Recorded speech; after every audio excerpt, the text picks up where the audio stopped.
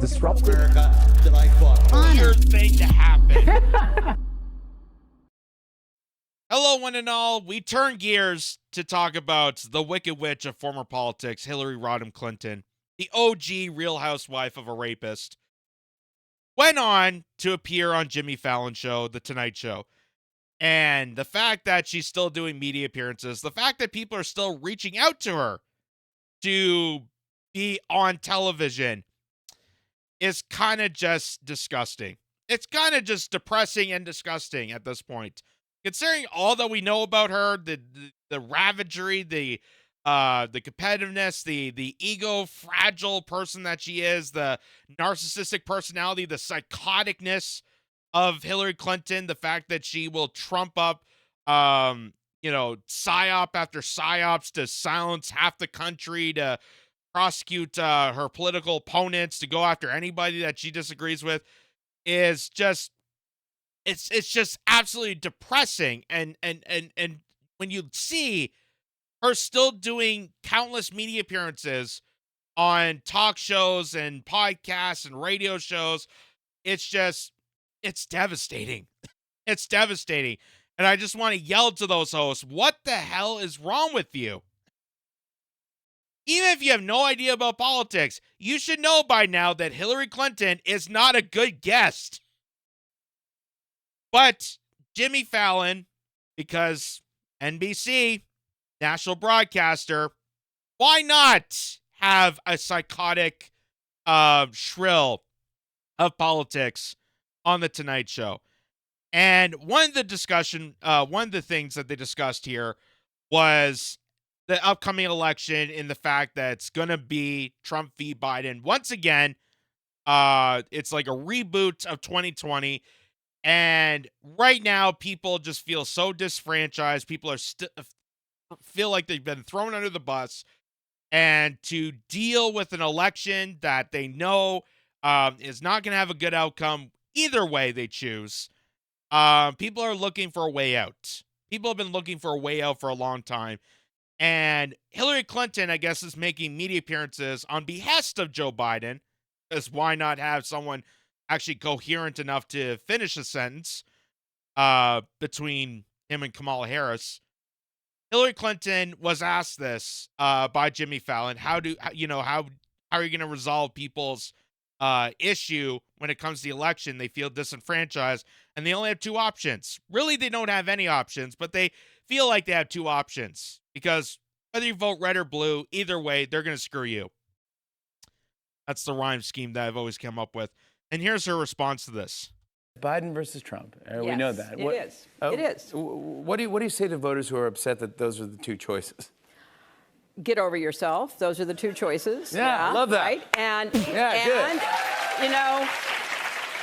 It's kind of like... I love that. It's so good. Yeah. Inspiring. Yeah. So inspiring.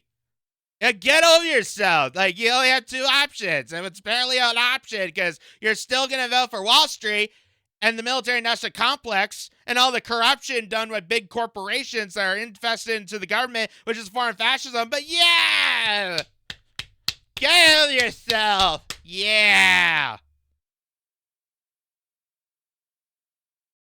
I get that Jimmy Fallon is a flaky comedian. And to do just propagandist kind of work on NBC. But come on. Even if you have no idea about politics, even if you have no idea the true story behind this woman and the evil wrongdoings that she's been doing for decades and still continues to do so, that's your remark for a comment about if disenfranchised voters having to vote between Joe Biden and Donald Trump. Well, get over yourself. Like, that is such a stereotypical upper class, I don't give a shitism. That is such a, higher up kind of aristocratic answer. Like, I don't care what the poors have to say. That's what I feel from that. Like, she should literally have like a I don't know what they're called. You know, when they have the cigarette on the long string there, like Cruella DeVille. Like one of those Disney supervillains, like just sitting there going like, I don't care about democracy. You just have to deal with it. And watch her reasoning for this. Because let alone she said that, but watch as she doubled down on her defense on this. It's absolutely freaking hilarious. One is old and effective and compassionate, has a heart, and really cares about people. And one is old and has been charged with 91 felonies. Yeah, okay. I mean, Okay, interesting. I don't. So basically, this is the aristocratic theory of this. That it's got to be a simple option. Do you want the crazy old ass man who is at least sympathetic, or at least pretends to be, with a smile on his face? Or do you want the guy who we deemed a supervillain so that we can get away with our crimes? We deem him a supervillain and trumped up a bunch of charges against him. Like, that's the only thing they have left. That's the only thing they have left, because that is the mindset of an elitist. That's the mindset of a psychopathic, warmongering criminal like Hillary Clinton, to think that the only thing that America has to decide on is whether they vote for the crazy-ass, supervillain that we trumped up, the Pied Piper strategy of Donald Trump that she did herself. She's the one that got Donald Trump into politics in the first place and lost against him. Utterly hilarious.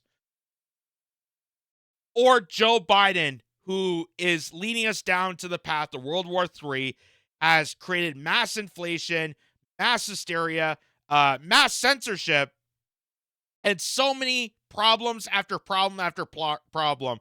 But he's able to do it with a smile on his face. Like, that's the mindset of these people. Because they don't actually interact with the daily public. They don't actually go on the streets and go, hey, what are your concerns about the election? Because most people, most genuine people, would probably talk about inflation, cost of living, the cost of house prices, the homelessness epidemic, the rise in crime. They'd be talking about maybe divesting from the war machine and investing into healthcare, education, proper infrastructure. Those kitchen table ideas that the Democrats like to pretend that they're so invested in, but they have no idea what regular people are saying. So they say the only thing that matters is the fact that Trump has 91 charges against him, which again are all fabricated. They're all made up to criminally prosecute their political opponent so that they can get away with their heinous crimes. And they've actually committed crimes in order to try to prosecute Donald Trump. And every time they do so, it exposes more of the establishment. And people see right through that. People see right through that. Why do you think Donald Trump's support has grown every time they try to indict him? Every time they bring him to trial? Every time they try to prosecute him? His popularity is growing. I wonder why that is. Maybe because people see right through that BS. Maybe it's because they're using the exact same tactics of trying to prosecute Donald Trump and silence him out of the election as they are trying to do with Cop City in Atlanta, or protesters against pipelines, or protesters against Wall Street. The exact same strategy they're trying to use for their own good to criminally indict and prosecute their political opponents, their adversaries, their people that are challenging the system. People see right through her. People see right through this garbage. Except for Jimmy Fallon. Jimmy Fallon, it's such a great idea. Good Lord. It's literally amazing that people still stay up late to watch these freaking shows. It's unbelievable. Well, here's where the interesting part happens, because a sportscaster shines a light on this. And a sportscaster they actually have a more thought-provoking opinion in response to this. A sportscaster might be able to be more politically incentive than someone in politics or someone that's trying to interview a politician. And here is Stephen A. Smith. So this is Nico House tweeted this out. It says, ain't no way that Stephen A. Smith, a sports commentator who just started talking about politics on YouTube like 2 weeks ago, understands U.S. politics better than Hillary Clinton. And listen to his response on CNN when CNN asked him about Hillary Clinton trying to ramp up disenfranchised voters by saying, get over it. Get over it. You don't have options. You don't have choices. You think you're going to vote a candidate that best represents you? What do you think this is? Democracy? Anyway, here's his response to this. I don't think it was a very wise statement on her part. How did that work out for her in 2016? I think that's something that we have to recognize. Yes, she won the popular vote, but at the end of the day, she wasn't the president of the United States. It was him. You can look at her not campaigning in Wisconsin in the last days, not campaigning in Pennsylvania in the last days. You can look at some of the stuff that they were saying about her that sort of distracted things from where it should have been in terms of Comey and his report from the FBI. You can bring up a whole bunch of things, but at the end of the day, the last thing you need to do is to do anything that could agitate a potential voter in this particular election. That right there, that right there is miles ahead of what any mainstream personality on any talk show or any news program would say about that.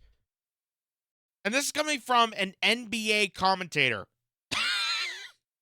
An NBA sports broadcaster is miles ahead from the rest of mainstream media in response to this. Like, this is beautiful. This is beautiful. This would be the response that genuine people would actually give in the case of this coming election. Like, what are people most concerned about? Why is there such a rise in popularity of Trump, even though he's got, 1,000+ criminal charges against him?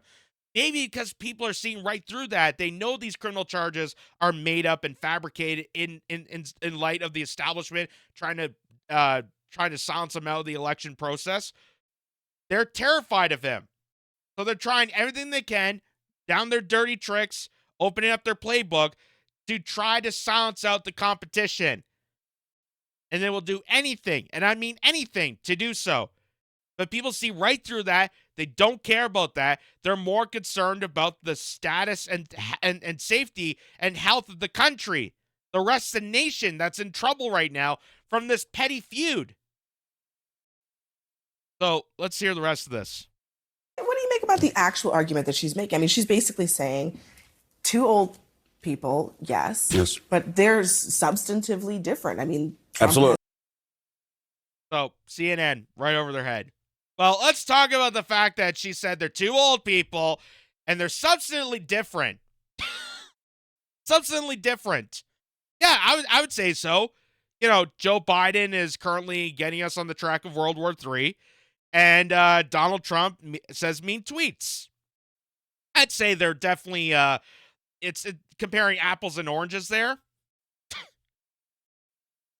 But here's a sports commentator's analysis.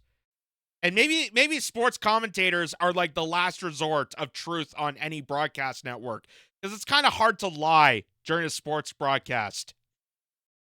The Leafs were playing against the Rangers last night. The Leafs say they won 7-6. The Rangers said they won 8-4. I guess we'll never know. We'll find out 11. It's hard to lie. It's hard to lie on a live broadcast of sports. So maybe they are the most truthful ones. 91 counts against him. Well, and listen, nobody's brought that up more than me. 4 indictments, 91 counts, impeached twice. I'm not voting for him. I've said that to a lot of people. I've said that to you. But at the end of the day, what I'm saying is that. So that says ESPN. I got to be the disclaimer and be like, well, I'm still a professional. I'm not going to vote for that guy because all these indictments and all these charges, I don't want to be that kind of person. I still want to have my career. So that's him trying to get that out of the way. But listen to the rest of this. At some point in time, you got to take into account what the voters thinking about. The voters, a lot of them out there, tens of millions of them out there, by the way, don't care what he's going through right now. They don't care about his guilt or innocence, his perceived guilt or innocence. They don't care about the 91 counts. They're thinking about their lives. And a lot of times we see politicians taking the positions that they're taking. And while we can respect their candor and their honesty, they do seem a bit detached at times from what the voters are actually feeling and what the voters are actually thinking. Nobody wants to hear that from Hillary Rodham Clinton at this particular moment in time, because especially if you're Joe Biden, what are you really, really worried about right now? You're worried about folks coming to the polls. You're worried about them showing up to the polls to vote for you. You're not worried even about them voting for Trump. You're worried about them not showing up to vote for you. That doesn't exactly encourage them to get up out of their seats and go to the polls. Wow. That's a stunning take right there. But of course, we got to love the Democrats' go-to message when it comes to voting, the elections, of screaming and yelling and name calling and saying that, hey, if you don't vote for Joe Biden, I guess you're not black. That's one of the classic takes. Or you're deplorable, or you're a Trumper, or you're racist, or you're xenophobic, or you're homophobic, or you're just absolutely nuts and crazy. Instead of actually talking to the electorate, talking to your demographic, and finding out what priorities are they concerned about.